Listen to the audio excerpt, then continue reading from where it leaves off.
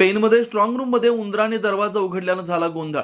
पेनमधील केईएस स्कूलमध्ये नगरपालिका निवडणूक मतदानानंतर मतपेट्या स्ट्रॉंग रूम बनवून पोलीस बंदोबस्तात आणि निवडणूक अधिकारी कर्मचाऱ्यांच्या देखरेखीखाली ठेवण्यात आल्या होत्या।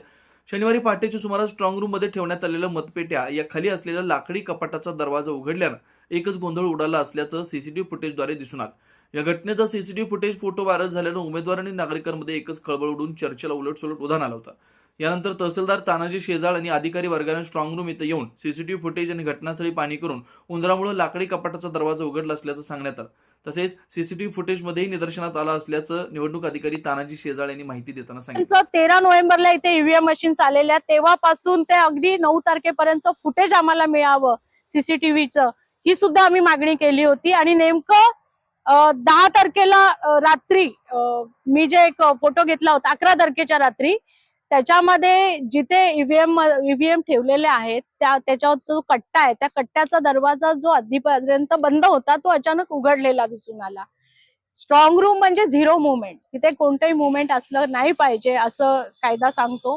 त्यासाठी थर्ड लेअरची सुरक्षा आहे, बाहेर पोलीस आहेत, आत SRP आहेत, निवडणूक निर्णय अधिकाऱ्यांची माणसं आहेत। अशी थर्ड लेअरची सुरक्षा असताना सुद्धा हा दरवाजा नेमका कोणी उघडला याची तक्रार हे लक्षात आम्ही आणून दिलं। रात्री, कालच्या रात्री 12 तारखेच्या साधारण 11 वाजता, 11:15 वाजता मी आरोंना तो मेसेज केला, ते फोटो पाठवले आधीचे आणि नंतरचे, इथल्या PI ना सुद्धा पाठवले।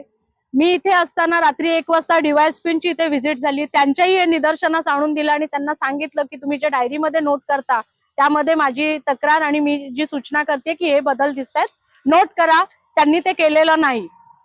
जेव्हा आम्हाला काहीच उत्तर येत नाहीये लक्षात आलं, तर आम्ही हे फोटो सार्वजनिक केले की हे ईव्हीएम च्या स्ट्रॉंग रूम मध्ये काही संशयास्पद हालचाली दिसत आहेत। त्यानंतर आरोनचा आम्हाला सकाळी फोन आला की आपण 3 वाजता ते बघूया काय झालेलं आहे।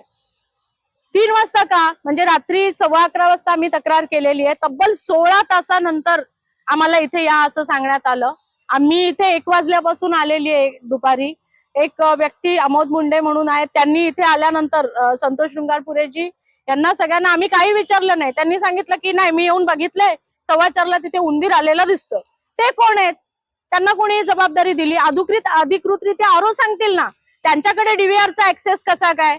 आम्ही आरोंना हे प्रश्न उपस्थित केले की साहेब तुम्ही सांगा ना, हे कोण आहेत सांगणारे, यांच्याकडे कोणती जबाबदारी आहे? तर त्यांचं असं म्हणणं पडलं की त्यांना आम्ही सीसीटीव्हीचं कॉन्ट्रॅक्ट दिलंय। तर हे कोण आहेत, लायबिलिटी काय?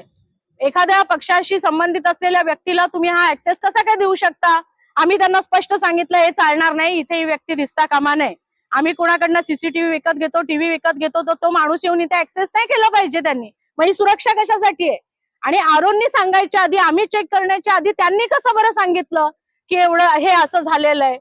आम्ही आत गेलो, माझ्यासोबत भूषण कडू होते, मी स्वतः होते आणि आरो होते। आम्हाला SRPनी तो सीसीटीव्ही फुटेज बॅक करून दाखवला, त्यामध्ये एक उंदरासारखा प्राणी दिसतोय जो त्या दरवाजाला लटकलेला आहे आणि त्याच्या लटकण्याने तो दरवाजा उघडलेला दिसतोय। आता उंदीर खरा आहे का रोबोटिक आहे हाही एक प्रश्न आहे, कारण तो आत असल्यामुळे नाही सांगतायत।